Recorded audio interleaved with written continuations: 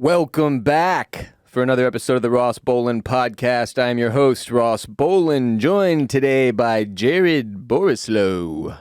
J-Bone. J-Bone. We recently talked about the new Jeffrey Dahmer show on Netflix that has people up in arms. I finished the thing. All right, You finished to it? I finished the show. Oh. And last week I was saying that I didn't buy the showmakers, the showrunners, the producers, Netflix's excuse that this show was more focused on the victims. It definitely did end up. I had only watched the first few episodes, and those just happen to be the ones that are entirely focused on Jeffrey Dahmer murdering people. The rest of the season was focused on the victims, their families, and it did a solid job of like showing the pain and suffering that Dahmer and that serial killers like him cause, and explored how someone like him comes to be in the first place on a deeper level than the other variations of stories about Dahmer I've seen. My Friend Dahmer's the movie that comes to mind. But yeah, so I thought it was probably the fullest picture of the Jeffrey Dahmer tragedy, I'll call it, that I've seen. Because, look, like one of the things it showed is that like, he goes to prison, obviously, and then he gets fans. People are sending him fan mail.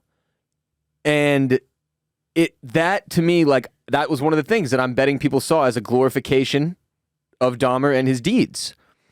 But that's just an exploration of what the hell is wrong with us.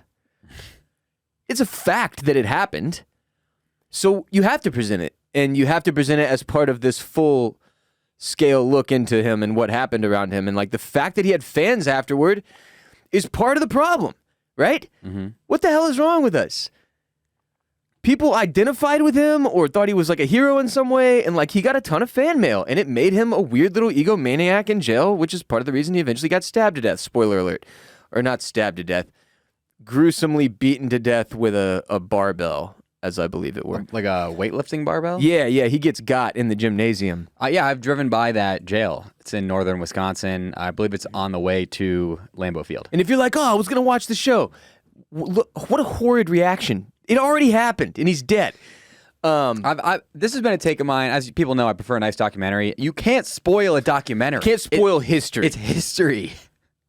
Wait, Russ, I haven't finished World War II yet. Don't tell me if Hitler dies. Yeah. Actually, you couldn't tell me if Hitler dies. People know. Why? Because you believe he's living in Argentina? See. See. Did you see Kanye's becoming a rabid anti-Semite? We're not talking about him today. No, yeah. If you're listening right now and you're like, that's it, I'm out, I can't do it again. No, we're not talking about him, but Jared is half Jewish, and I haven't talked to him about this yet, and it's interesting to me. My half-Jewish brother, we were at a wedding, and he goes, hey, did you see Kanye's tweet? I was like, no. And he shows it to me. First off, it's DEF CON. It's not Death Con. He's not a smart man. And he might not know what love is. And it sounds way worse to say you're going Death Con on the Jews than it does to say you're going DEF CON on the Jews. Yeah, it's like he wrote DEF CON and went, that can't be right. That's not bad enough. It's got to be Death Con. Yeah, but we're not talking about it, but yeah. Anyway, now enough. Kanye's against me. But I'm out on him again. No more. And I'm sorry I spent so much time talking about him. He's to me, in the same way that Dahmer is interesting to people because they're like, what the hell happened here? That's where I'm at with Kanye West. And it's why I bring him up so much, and it's how I'll tie it to our original conversation about Jeffrey Dahmer. But yeah, so look, it is, first of all, I still don't like how much attention we give people who wreak havoc on our societies, right? Like these mass murderers should not get the amount of attention that they get from us in the way that they do. It doesn't really end up making sense because you do get this fanhood side of it. Like, there are people who watched this show and were, like, kind of rooting for Dahmer the way I watch Game of Thrones and am kind of rooting for the bad guy sometimes. That isn't the fucking same. That's not... Because Dahmer existed and really did eat these people. Like, you know what I mean? There's no real-world consequence to me rooting for the bad guy when I watch Joker. Right? Yeah. Or House of the Dragon. But when you're watching... There's something psychologically... Then there's a level of you that it's just bad. It's bad for society. and I don't like it. So we got it. I don't know what the answer is, but like, We need more documentaries about really good people. this isn't a fucking documentary. That's part of the problem. It's this fictionalized, fantasticalized, like, that's not even a word, story. So parts of it are made up no matter what. You know what I mean? So you're giving context to an already nightmarish story. And it just, I do understand how there are positive takeaways from watching something like this because it makes you think. But there is this dangerous side of it where it's like, at what point are we just like, and look, they've been talking about this since the 90s, bruh. When I was in middle school and high school, I remember the media picking apart like the things we're focusing on, and really in church too, I heard this a lot. Like the things we're focusing on as a society and in Hollywood, they're poisoning us. And I was like, shut the fuck up. I want to go home and play Grand Theft Auto. And now, 20 years removed, I'm like, well, maybe a little bit. Maybe a little bit. Because I am interested in the story. But I know the story already. And it's real, and it's weird that people are making money off of it. Like, Netflix is getting paid because people got eaten. Dude, if someone eats me, please, for fuck's sake, don't let anybody get paid off it. Please. Not if I get eaten, dude. Yeah, are they donating any of that money to the victims' families? I don't know. You know the victim always gets fucked in that type of situation anyway. But on the whole, I do recommend the show. Sounds like as a TV show. I just don't root for Dahmer. Yeah, it just points to these hilarious, like, concerning things about our society where it's just like, I don't know how you fix what we've got going. Where it's like, there's too much celebrity culture being tied into, like, true crime. Things were a lot easier back when you got the news once a day. It was thrown into your driveway. You walk out with a robe and you read it, and then you go, oh, that's the world today. And then everything else you know about the world you get from experiencing it I miss that yourself. so much, dude. I'm serious. I don't think I would have depression if that was the way the world functions still. I'm dead serious. I was talking to my therapist about this morning. I've had a fucking day, Jared. I woke up at 7 a.m., did a very small amount of parenting as I was, like, barely conscious, did therapy. No, that's not true. Worked out. Cried in the workout, went to therapy, did a little more crying, positive tears. Then came to work to do this shit. So I'm deep in the weeds. What did that have to do with what you were saying? You said, yeah, the news. I talked to my therapist about Everything. this concept you're hitting on again, which is like, I feel like a lot of what drags me down on a day-to-day is being too aware. Right? I feel like if I was more ignorant, if I didn't know so much, I would be so much better off. That ignorance is bliss thing is so real, dude. It's so real. And I'm not saying I'm smart. That's not what I'm saying. I'm informed. Overly so. And I think that's most of us today. Oh, being I used to think it was a good thing to be really up on the news. It's Man, I thought not. I needed to know everything because I was like, if I'm not aware, how can I help? The truth is, you can't help with all this shit anyway. What are you and I going to do? And then I know there are those of you listening like, no, we all have to carry our responsibility. Dude, if we all lose our minds and kill ourselves, there won't be anyone left to make change. Yeah. You can only focus on, like, versions of that idea. That used to be a thing back when you only had to know 3 things a day that happened. And it's that shift happened so quick. Yeah. When you and I were little kids and they taught you, you've got to be aware, you've got to be informed, and you've got to learn. That's because the internet wasn't even the way it is now. Social media didn't fucking exist. And they wanted to make sure that we were, that in their heads, that was reading the paper at least once a week. And the news, was it fake? It was only the realest news back then. The realest news. It was still fake, but it was a better version of fake. A much realer version of fake. It was only partially fake. Now it's entirely fake no matter where you go. Trump wasn't wrong about that shit. Yeah, I don't know of any non-biased news source at the moment. Biased isn't even the word anymore. It's literally bullshit. Like, it's taking the truth and doing what Tucker Carlson does, but he does it to the most extreme. Okay, here's the issue. Ross and I both have journalism degrees, so we know we were trained classically trained to be journalists. Right. Now, here's the thing. Being a journalist, a true journalist, is the worst job you can have because you have to do all this work and you never get any notoriety. And your opinion doesn't matter. You cannot trained. insert any of your own personal beliefs or opinions into a single piece of journalism, or it is not, by definition, journalism. And so what happened was people like Ross and I got journalism degrees, started went, doing journalism. Fuck this. Wait, I can't say any of my own stuff. This sucks. And then they just started slowly putting their own shit in. And I'm going to be poor the rest of my life? Yeah. That was the other side of it. Yeah. I was like, you're telling me I'm going to make $35K a year for the next 20 fucking years, and I can't say what I think? Yeah.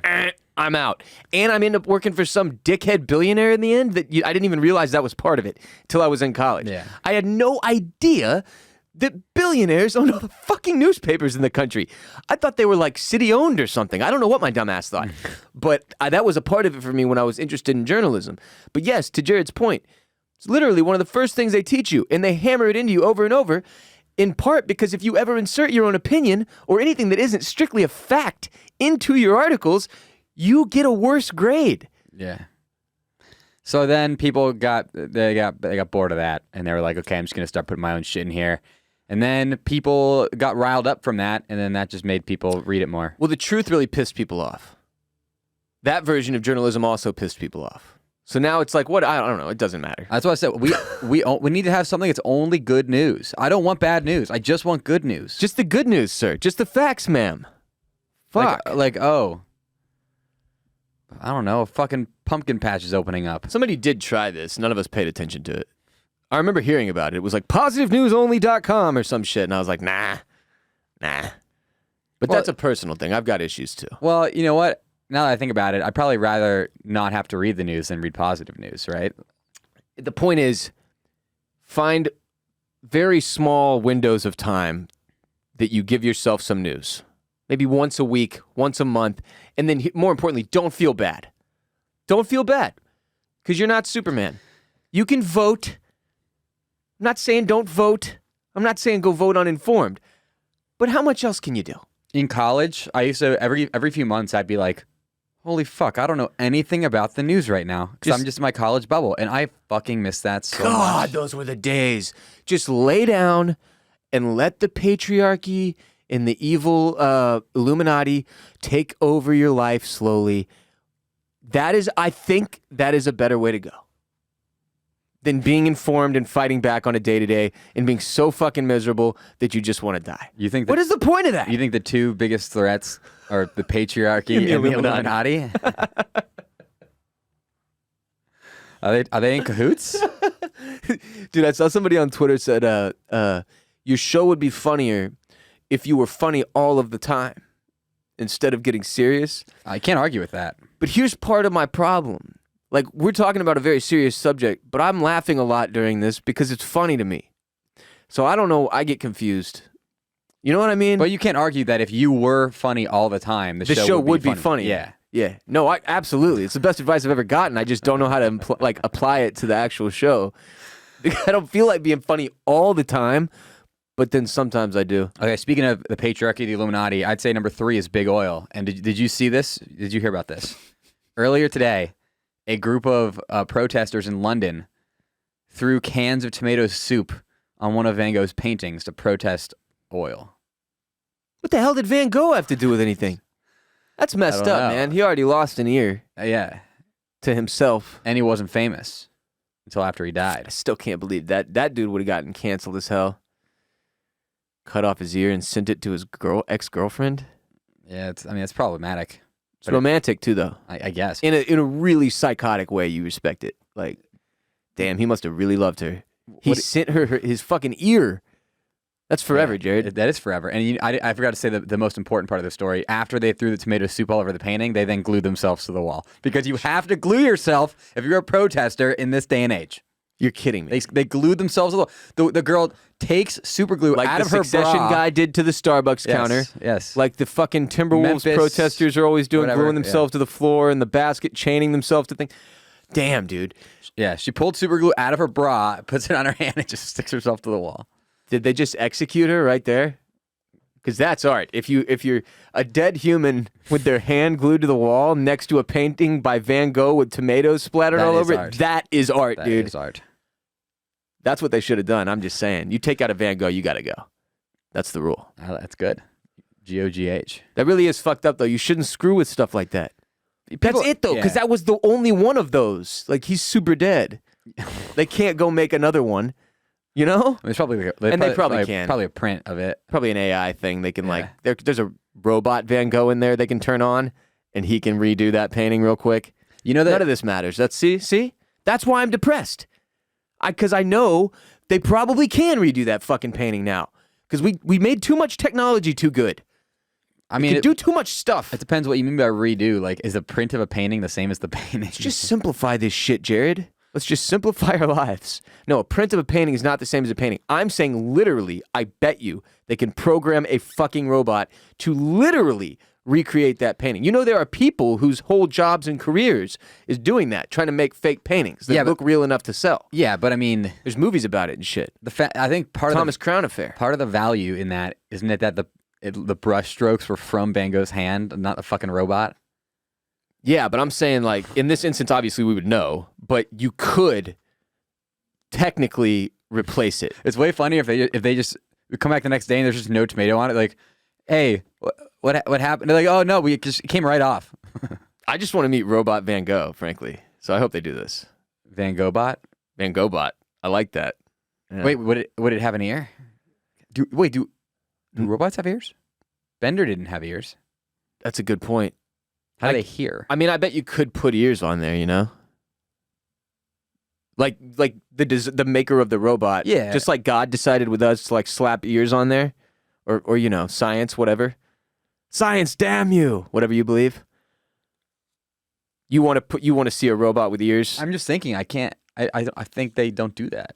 Okay, let's move on. Today's episode is brought to you by Manscaped, the global leaders in below-the-waist grooming. They got the best tools for cleaning aisle 5 in your pants. It's time to clear out the brush and join the other 4 million men worldwide who trust Manscaped by going to manscaped.com for 20% off plus free shipping with the code RBP. Manscaped has the full package you need for keeping your crops fresh. The Performance Package 4.0, the only tool you need to keep your boys looking healthy and smelling like the fresh tulips your partner wants. To start off, use the Manscaped Lawnmower 4.0 trimmer to get the most precise shave on your hedges. It's waterproof, by the way, and it has an LED light on it in case you want to be a psychopath and turn off all the lights. Maybe you're in a natural disaster situation where there is no power, but you want to be able to clean your shit, you know, just in case you die. You don't want them to find your body and you just have full bush. Everybody thinks you're a huge loser, disgusting freak. You got to get it done in the dark. They've got a light on this thing. Just saying. Also, you can use the weed whacker on your nose and ear holes. I've been using this thing. It's incredible. I've never whacked my nose and ear hair out before, but the weed whacker from Manscaped is awesome. It's got their proprietary skin-safe technology, helps prevent nicks, snags, and tugs in those delicate holes. And make sure to get rid of that foul ball smell you've got with the Crop Preserver and Crop Reviver. The Reviver is a spray-on toner for your balls. The Preserver is an anti-chafing ball deodorant and moisturizer. All the best stuff in the world you could possibly use for your private region is there at Manscaped. It's the best. Get 20% off plus free shipping with the code RBP at manscaped.com. That's 20% off plus free shipping when you use code RBP at manscaped.com. It's time to throw out your old hygiene habits and upgrade your downstairs mixed up today with Manscaped. Jared, the Halloween season, it is upon us. We are officially, we're halfway there through October. So I officially I'm starting to feel the spirit. And it turns out my new neighborhood goes pretty hard on Halloween. And we don't have streetlights. So a lot of Austin, Texas doesn't have streetlights, neighborhoods-wise, residential-wise. It's really interesting to me because it is very, very dark at night. And, like, we don't have a lot of star light in the city anymore.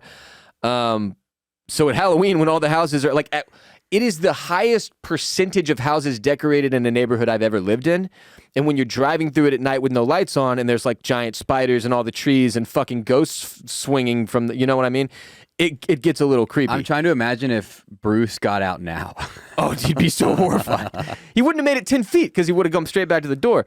But this one house in my neighborhood that I drove past is particularly ridiculous. It makes no sense because it's like they have all these giant, you know, the blow-up decorations.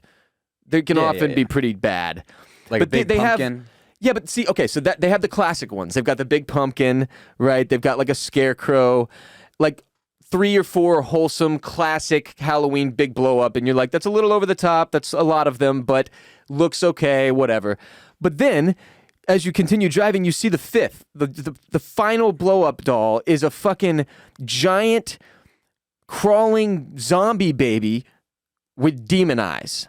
So it's a baby in a diaper with giant red demon eyes in the back right corner behind all this wholesome normal shit. And it's like they let each kid pick one of the decorations, and one of the kids was like, I want that one. And they were like, damn it, Timmy. Timmy has issues. Timmy needs therapy. Is it actually scary? Yeah, it's horrifying. It's really not cool. Like if you took like my little toddler, my 3.5-year-old daughter right now, if you would walk past this with her, she would not enjoy it. She would not like it. So it's weird.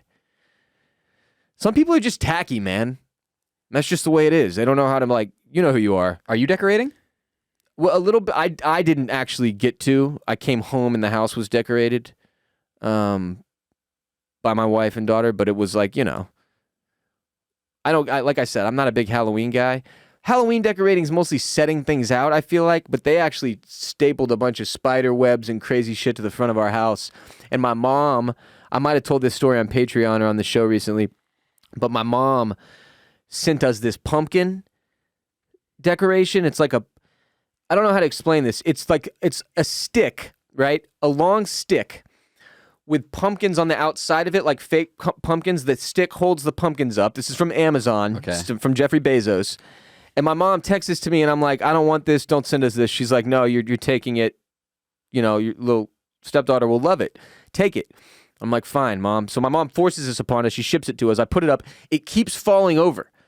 It's like a pumpkin with a witch's hat, like a big witch hat or something. So it needs this stick, and the stick holds it up, but the stick keeps falling over, and the whole thing's defunct. But we've got that. Then we've got some real pumpkins out there. We've got some decorations. We're doing all right. Did you make a jack-o'-lantern? No. We may do that, though, before the day comes. We got a couple weeks here. Yeah. Well, what I like to do is I make a J.O. lantern. I just cut one hole in it to fuck it. Yeah, I followed. It's okay. I just want to make sure. I was just going to let it marinate, but then you... That's what I do with it. And you fucked that, literally too. what I do with the J.O. lantern. Oh, really? You soak in there? Yeah. It's disgusting, Jared. The J.O. lantern. Is this the next thing we sell after the finishing cup? How do you sell? Is it plastic or? I mean, it's just pumpkin? that's a fleshlight that's a jack-o'-lantern shape, right? Yeah. Maybe they already have that. We don't know. I still can't believe that's a company. Fleshlight? Yeah. Oh yeah. Now they're making money by like selling the plaster casts of the porn stars' vaginas. Yeah, that's really weird to me, man. Do they do that with dick shit? Like, is there like a Johnny Sins dildo you can buy that's just his like cock exactly? Just look it up. Oh yeah, I've got a computer in front of me. I would, Johnny if I had to guess, Sins yes. dildo. I would guess yes. Safe search is off. It says at the top. I It's the first sure thing. hope so. Yep. Yeah, but yeah. Okay, this is a funny ad. It's him. New Johnny. Are we gonna get demonetized? New fleshlight guy, Johnny Sins. Yeah, we may get demonetized for this. I'm gonna stop. But it's him in his underwear posing sexily, and then in this right hand, he just has his cock, but the dildo, like the fake cock, like the one they're selling, which is just. Wait, do they have the balls on there too? Like his balls? But they're like you know the action mode balls, so they're not like hanging super awkwardly or like it's not a giant dangling ball sack. It's like an uptight sack, you know. You know? No, I know what you're saying. Yeah. I know what you're saying. Yeah. Action mode. Sport mode? I don't know what that's called. How do we sell sport mode ball merch? Surely somebody's done a bit on this at some point. Sport mode. Anyway, the thing about Halloween decorations, back to that conversation, it made me think about how there are obviously bad versions of every decoration that can take place. And in the case, like for Christmas, it's same thing. You can go tacky and mess things up. For Halloween, the ones that end up striking me as awful, as the worst decorations, are the ones that are traumatizing, first of all. And it's like, it's when people go to haunted house with it. You're not a haunted house. You don't need to be so weird. Like, those are the worst Halloween decorations, when the psychos take it too far and there's a crawling zombie baby in the front yard all of a sudden. Or like bloody guts type of shit. Like, I don't know. People are psycho. You don't like bloody guts? Nah. Are you a big Halloween fan? No. To be honest, I'm not really. I liked it growing up a lot because I really like candy. But I find costumes a burden They are. because Picking one, it's wearing one. Here's the thing: there's only two ways to do Halloween. You either go all out or you barely try. Sure. And I have not had the energy to go all out since maybe college, if even that. I think early college for me, it was like freshman year, sophomore year, maybe. You know what? It is a lot of energy, though. It's a lot of planning and thinking. We were kind of known at Wisconsin for having one of the best costumes every single year because my boy Booty Stank Joe, his mom would make these crazy, insane, elaborate costumes, and the Milwaukee Brewers have a famous sausage race. Well, she made huge, 6-foot-tall replicas of each of the sausages, and we would run down State Street every Halloween as the sausages. Oh, that's pretty tight. I always got last because I'm slow, and I had shin splints by the end of it. It was a bad scene. I was drunk with shin splints, dressed up like the bratwurst. When I was a pledge in college, my freshman year, I was a hot dog. Didn't you have to eat butter hot dogs? For Halloween. Was it? Yeah. Butter hot dogs and Crisco ice cream cones. A stick of butter in a hot dog bun. It's disgusting. But yeah, it's a really, really sick experience. College. Best 4 years of my life, Jared. No, they really weren't. Best 6 years of your life. They were great years. They are not the best years of your life. That does not, I don't think that ends up being true. Because when you get a little older, when you get into, I know I'm not that old. I know I don't know what I'm talking about. If you're 50 and you're listening and you're just like, this fucking idiot, he has no idea. Yes, but when you get a little older, I can start to see how it's bigger picture college ends up being sort of a blip on the radar like high school. It's a very memorable period. It's a very easy period to point to and tell stories from. But on the whole, I don't know. I feel like it ends up being, I don't know. I don't care that much about what I did in college anymore. I feel like that was 3 or 4 fucking lives ago. The thing I miss the most about college is the lifestyle. That lifestyle was unbelievable. Do as little work you as had possible. No responsibility. Yeah, it's Thursday, let's go to the bar. Oh, it's Friday, let's go to the bar. Oh, it's Wednesday, let's go to the bar. You just think, you know what? I don't have to do anything else right now. I'm just going to go drink. That's what it's still childhood. That's what it is. Yeah. That's why I don't count it, cuz it's you're still a kid. You don't have responsibility yet. Not really. And I know some of you in college maybe more than others did, but no, for the most part you're still in the phase of building your life to where you haven't really established enough responsibility to be burdened by it, right? Not really. You think you have. You're oh, finals, I'm so stressed. That is nothing. Freshman year is so funny because you have to learn how to do laundry and live alone. You don't have to learn to cook because they don't have kitchens in most dorms. You have the meal plan. And you got microwaves. You got the meal plan. A lot of people do. They'll you're allowed to have a rice cooker. And so they're there's a bunch of different, you can use a rice cooker like a crock pot, and you can even bake in it. And so people have these crazy cookbooks that are just college dorm rice cooker cookbooks. Make a pot roast. Yeah, okay. That's kind of tight. That's genius, actually, the cookbook side of it.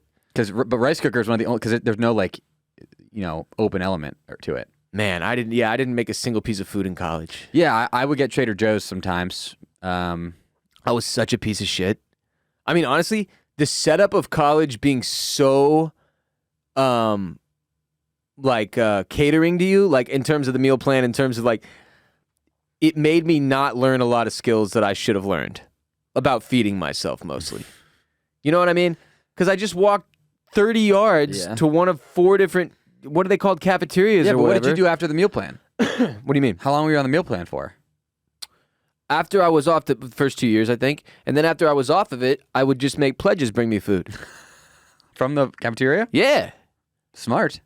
Yeah, that was a big part of pledgeship for us once they started cracking down on hazing. Once we couldn't beat the pledges anymore, we were like, oh, fuck it, let's make them bring us food. That was all we had. Okay. That was the next step. So sophomore year, maybe junior year too, I did more, I had a car senior year so I could go to the grocery store and actually get groceries. Yeah.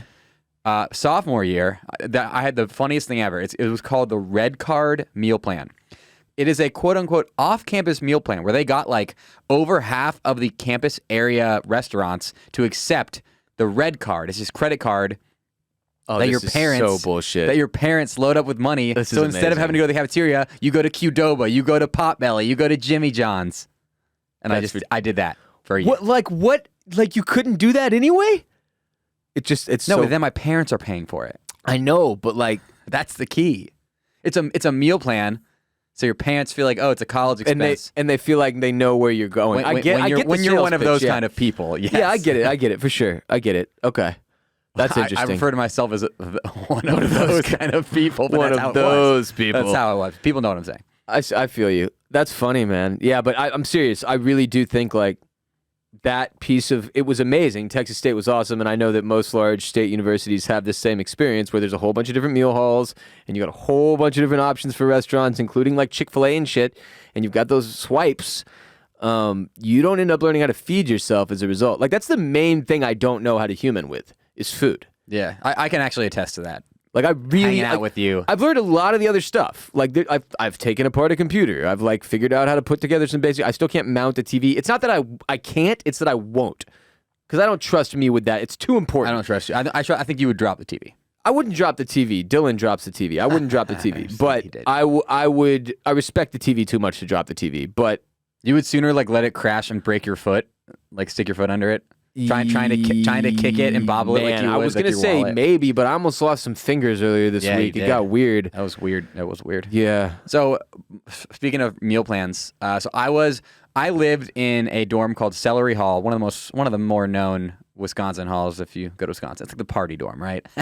Fucking sick bros. Celery Hall, bitch. Now, Celery Hall, built in the 60s. I was there. They're renovating it now and putting air conditioning in. How is We this didn't the get that party shit. hall? The fucking vegetable name? And y'all Okay. with the party hall? Sellery. Oh. But said celery. Yes. Okay.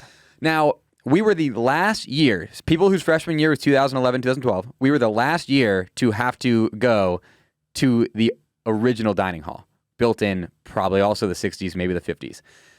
And, all the workers there are students who who are freshmen or sophomores who live in the dorms right around no it. shit? Yeah. So I had a lot of friends who worked in the... Ours were all locals. Okay. Yeah. So, So it'd be like older local people. and everybody, all of them were like, yeah, like there's so many mice and rats that we like name them. Oh, wow. Yeah. That's disgusting. Yeah. But rest in peace to Pops and Eds. Freshman year, I would always eat too late so that the actual dining hall would be open. So Yeah. only the market / a la carte place would be open.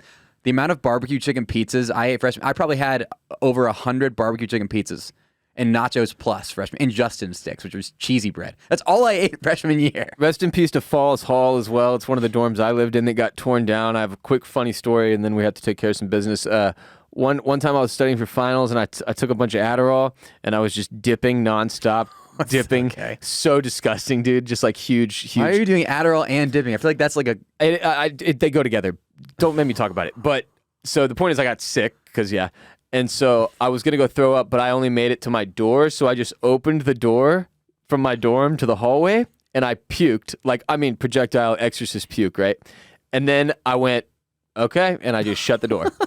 And I went right back to studying, and that was Okay, it. the cone of puke clearly points directly I didn't to care. your door. I didn't care at all. Not even a little bit. Like, I did not care, and that's You should where I have was stood at. in front of the person across from you and puked back toward your door. That's where I was at in college. If you feel like you might make a decision like that, this next ad read is for you. Today's episode is also brought to you by Talkspace. It's important to prioritize your mental health and wellness every day because when you work on yourself, you'll start to see and notice positive changes in all the areas of your life. The long-term effects of therapy can give you the tools to deal with challenges as they come up, strengthen your relationships, and give you a more optimistic outlook on life. There's no better time to invest in yourself than right now. Talkspace lets you send messages to your dedicated therapist in the Talkspace platform, which allows you to update them on the challenges and triumphs you're facing in real time, so you don't have to wait for your next session. Like I said, I met with my therapist this morning. One of the frustrating things about therapy, and if you are in a traditional therapy setting, is like I missed an appointment, my last one, so I went a long gap without therapy, and that can be extremely challenging if you need it more frequently like I do. So Talkspace lets you send messages to your dedicated therapist in the Talkspace platform whenever you need to, which is awesome. And they can hold you accountable, make sure you're really progressing, help you shift your perspective, find tools to cope in difficult times, and be a guiding light. I've been in therapy for over a decade. Can't more highly recommend it. It is difficult and challenging to get started. I understand that, but getting started is way less daunting with Talkspace. They make connecting with a licensed therapist easy so you can stop setting aside your own mental well-being. As a member of the RBP gang, you get $100 off your first month with Talkspace. To match with a licensed therapist today, go to Talkspace.com. Use the code RBP to get $100 off your first month and show your support for the show. That's RBP and Talkspace.com. Grab your light, this is Stop the Wikipedia when you're high. Stop the Wikipedia when you're high.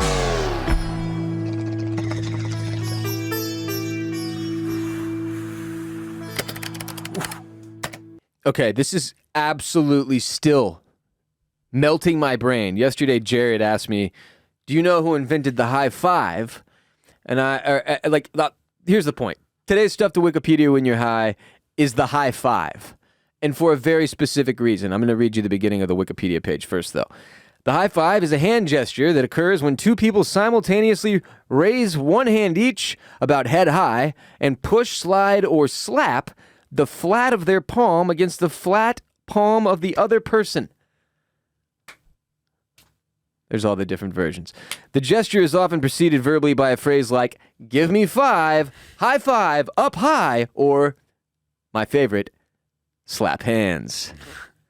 Which is what they say in Waterboy. The film Waterboy. What's that? Bobby Boucher. Yeah. Its meaning varies with the context of use, but can include being a greeting, congratulations, or a celebration.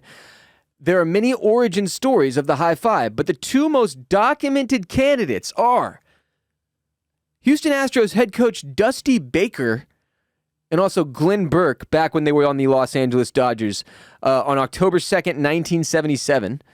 And there's also a Louisville men's Cardinal college basketball team in there. We don't give a fuck about them. No. So this is something I can't. Here's the thing. I swear at one point me and Micah discussed the high five, but I can't remember if it actually made it to an episode, if it was just a conversation we had because it was 4 years ago. So I'm pretending we never did it on the show. Yeah. Even if we did, the Astros did not employ Dusty Baker at that point. I had no idea. Now I'm obviously heavily emotionally invested in the entire life of Dusty Baker. I love this man. I almost worship him as a godlike figure in baseball, like many people do. I've been sucked into the Dusty Baker fan base, and he's an awesome coach. We're currently in the middle of a playoff run, the Astros. I prefer my coaches to be better at baking and to not get flour everywhere so as to make the entire baking area dusty, but not such Dusty Bakers. Yeah, I like a clean baker. Yeah. But anyway, so this blows my mind. It says on Wikipedia, for decades, the conventional wisdom has been that the origin of the high five occurred between Dusty Baker and Glenn Burke of the Los Angeles Dodgers at Dodger Stadium on October 2nd of 1977, the last day of the regular season. In the sixth inning, Dusty Baker hit a home run off Houston Astros pitcher J.R. Richard. Ironic. It was Baker's 30th home run, making the Dodgers the first team in history to have 4 hitters with at least 30 home runs in a single season, which is fucking insane. As journalist John Moalim tells the story, it was a wild, triumphant moment and a good omen as the Dodgers headed to the playoffs. Burke, waiting on deck, thrust his hand enthusiastically over his head to greet his friend at the plate. Baker, not knowing what to do, smacked it. Quote, his hand was up in the air, and he was arching way back, said Baker, so I reached up and hit his hand. It seemed like the thing to do. Dude, the joke that Jared made yesterday was, your head coach is so old that he invented the high five. Yes, and shouts to my brother Jeff, who told me this fact recently. Shout out Jeff Borislow. But I thought that was a joke. You know, like you would say, like, oh yeah, Joe's so old he invented the high five. You know what I mean? Like a saying. But no, he actually invented the high five with his teammate. And I would say he deserves more of the credit than his teammate, because he could have just walked by, left this guy hanging. High five never occurs. If Dusty doesn't act, there is no high five. So it's pretty cool. It's a crazy story. We had a substitute teacher in high school. Nobody knew her name. Her name was Dame Cinco, which means give me 5 in Spanish, because she would she'd stand at the front door when you entered or exited the classroom and went, Dame Cinco, and high-fived every single person. Oh my God, I love that. I'm going to do that today. Every single person who walked in the door or out. Oh, this story is also a 30 for 30 called The High Five, directed by Michael Jacobs. And It says, after retiring from baseball, Burke, the guy who's not Dusty Baker, the other one, the guy who held his hand up, Burke, who was one of the first openly gay professional athletes, used the high five with other gay residents of the Castro district of San Francisco, where for many it became a symbol of gay pride and identification. Did not know that about the high five either. Did not either. Wow. And then it goes on to have all kinds of other shit that we don't have time for today. But yeah, there you go. Why high would- five, man. Dusty Baker. Imagine believing any other origin story but that one. I wouldn't. Never. Couldn't be me. Louisville, I don't trust Louisville sports. As we know, they got their national championship basketball title Taken away. removed. Yeah. Rick Pitino's always going to have that tattoo, It's a though. stain. Oh, yeah. Wow. His tattoo's also a stain Patino's a clown. in his sagging skin. Speaking of sports, today's episode is also brought to you by MyBookie. Your favorite athletes always strive to put themselves in a winning position, and it's about time you did too with MyBookie. It is winning season all the time. You can bet on the NFL, MLB playoffs, or play for a share of big cash prizes in the weekly blackjack tournaments. If you've been waiting for the right time to get in on the action, that time is now. Make your winning move today. Sign up at MyBookie, use promo code RBP, and claim your deposit match of any amount up to $1,000. If you put $1,000 in and you put code RBP, they will match it with another $1,000 if it is your first time depositing on MyBookie.ag. When you use code RBP, they've got the live casino, they've got all the live lines and prop bets and futures you could possibly need. The sportsbook is really awesome. I'm a big fan of MyBookie. Their whole platform is super easy to use on mobile and on your computer. And yeah, great action. Good stuff. If you're looking for a place to play and support the show at the same time, MyBookie.ag. Use code RBP when you sign up and claim that deposit match of any amount up to $1,000. Stipulations apply. And enjoy. I'm watching as much of the MLB playoffs as I can this year. I'm trying to soak it in. I'm in prime baseball enjoyment years right now. I'm slowing down in life. I can finally enjoy doing nothing for 4 hours and watching minimal action occur. But the playoffs are really stressful, man. I won't lie to you. It must be nice to be in the playoffs. It is. It's pretty sick. But it's also stressful as fuck. I won't lie. As you may know, my team, the Tampa Bay Rays, we don't have a manager. We have a computer who a man named Kevin Cash consults for all of his decisions. Pretty tight. And, Your AI overlord. yeah, we had one run in the 2 games of the wild card play-in series, so we lost. Okay, I have an insane headline of the day for you here. Did you hear about all right, I talked about Fat Bear Week last week. We talk about it every year. Love Fat Bear Week. Love the Fat Bears. Really enjoy the entire setup over there at Katmai Park. Katmai National Park. I love your fat bear bottom, you sexy bitch. Wow. And apparently, here's the headline. Fat Bear Week emerges from scandal to crown a new champion. There was some big scandal that I was completely unaware of. I'm going to read you a little bit of the NPR story. Or do you know do you want to describe it to us? I mean, I know the general details. It hit involves collusion potentially from Russia, internet hacking. Oh, internet collusion. Yes. Okay, yeah, it says organizers in Alaska uncovered voting irregularities that were meant to skew the results of a pivotal semifinal. So maybe when Trump was accusing everybody of having rigged the election, he meant this one. Maybe he had a premonition and he was just he identified the wrong election. Stop counting the votes for Bear 747. You continue counting for Bear 66. Okay? Oh, man, that's good stuff. Yes. So a new champion was crowned. Apparently, there were voting irregularities caused by the internet, and the 2022 competition is now over. And 747 is the largest bear on the Brooks River in Katmai National Park. Overcame 901's insurgent push to repeat his 2020 title. And this is his second win, I believe. 747. That reminds me. This is Bear 747's second win for fattest bear. It says 747 was deemed an order of magnitude more massive than 901, who experienced troubling tummy turbulence en route. Did we shit himself? 901 made a strong start in her first Fat Bear Week appearance. Expect big things in the future. I'm not sure what to make of that. The bear pooped. But man, the scandal that rocked Fat Bear Week is not something I expected to be discussing in 2022. We can't even pull off Fat Bear Week. That's the level we've stooped to. Who got so bored with fucking up actual meaningful elections that they decided to fuck up this? What if it was one of our listeners? What if we just have some Russian hacker listener who was like, you know what? I'm going to go screw with Fat Bear Week this year. Shame on you. Russian hacker listener. What is a less important thing to hack into? Like the results of like a local. Damn,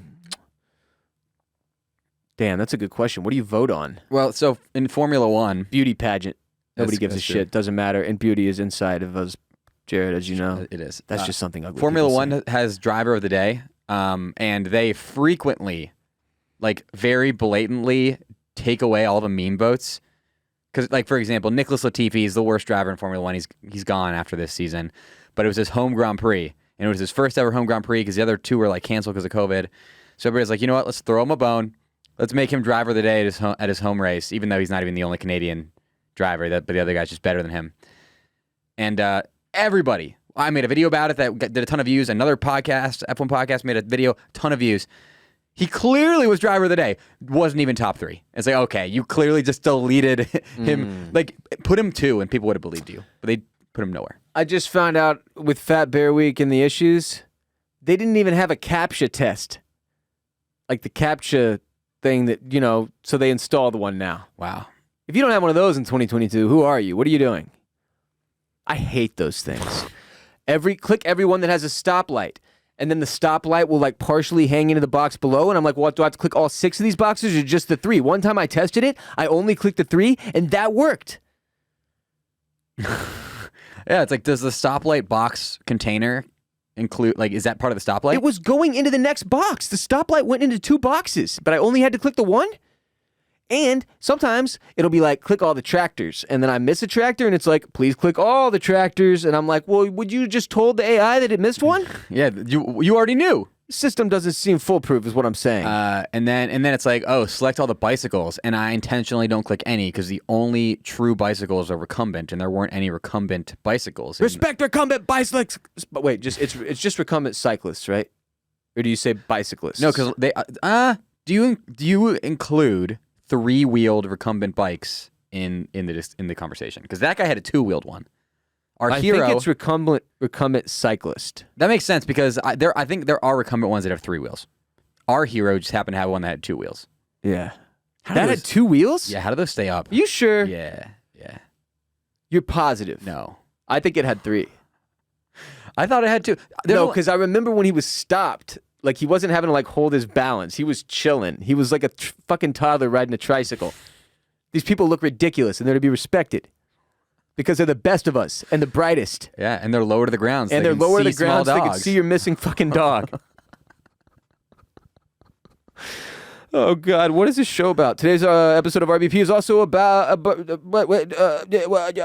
brought to you by Chime. Chime. What's the first thing you do when you wake up, Jared?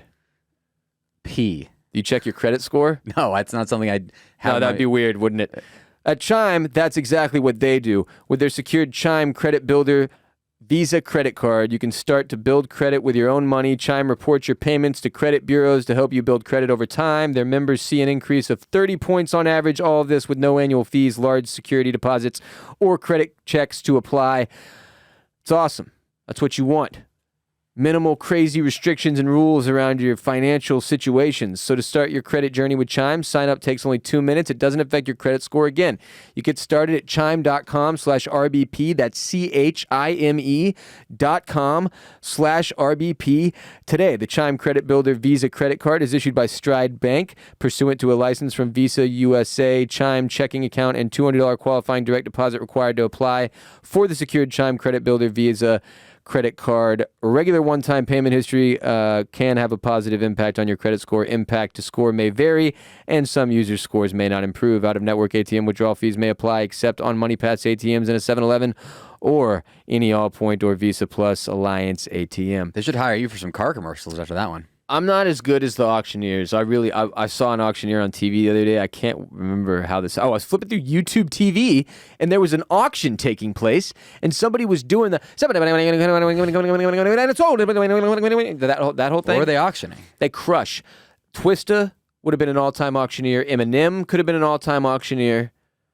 How has nobody done that sketch for SNL? Eminem as an auctioneer.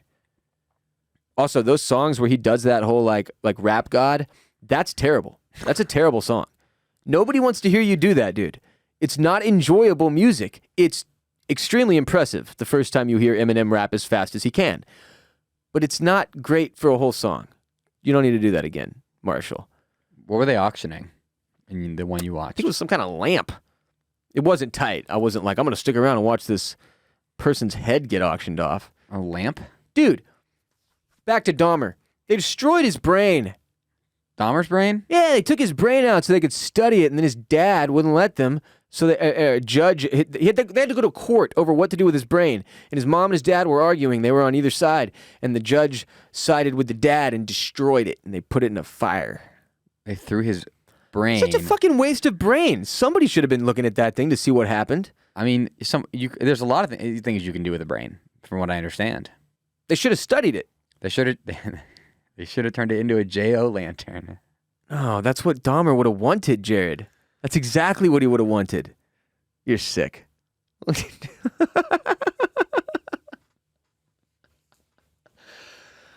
Anyway. So I'd make a full circle. Yeah. Weird show today. I won't lie to you.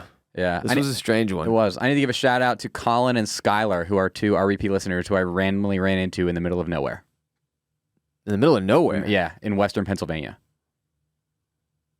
Like in the woods? No, Are we they were dead we now? were, Did we you were kill these two We people? were both in town for a wedding. Are you admitting to being a serial killer? No, I didn't turn them into J.O. lanterns.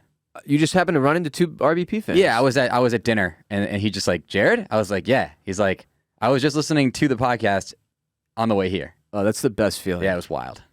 It's been a while. I mean, I don't go out much. Like, I'm not in public very often, but I will be this weekend. If you see me at ACL, say hi. Ross is stepping out. Stepping outside. But I might not be out there that long. That's the thing, man. Back in the day when I used to go and I'd see all these people and run into fans and stuff, it was because I'd be out there for 10 hours, shit-faced, wandering around. I don't have that kind of stamina anymore. And I'm taking a toddler out there tomorrow. You know what I mean? Yeah. You're just like, and then you get it's the not the black same. lung. Everybody knows you get the black lung at ACL because all the dust and shit. It is a lot. I heard it was bad weekend hack up one. mucus. I heard it was really bad weekend one. A little rain this week would be nice if we could get that today. Really would need to be today. Okay, no more. That's too late. Never Too mind. late, It's Thursday yeah. already. Yeah. Today's Friday. Would have been nice. Today's Friday. Oh my God, it is Friday. We're going out there in like an hour.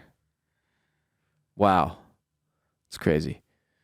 Anyway, weird show today. We appreciate y'all. Thank you so much for being here. For more ad-free episodes, all new material, go to patreon.com/Ross Bolen Podcast.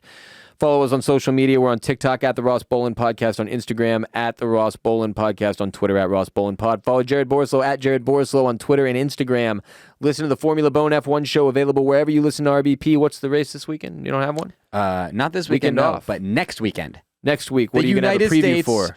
Oh my Grand Prix, God, the it's home weekend. race In Austin. in Austin. Wow. So prepare for the Yes, what is our Grand Prix called? the United States Grand The Prix. United States Grand Prix preview from Formula Bone F1 show next week. Follow me at WR Bolen.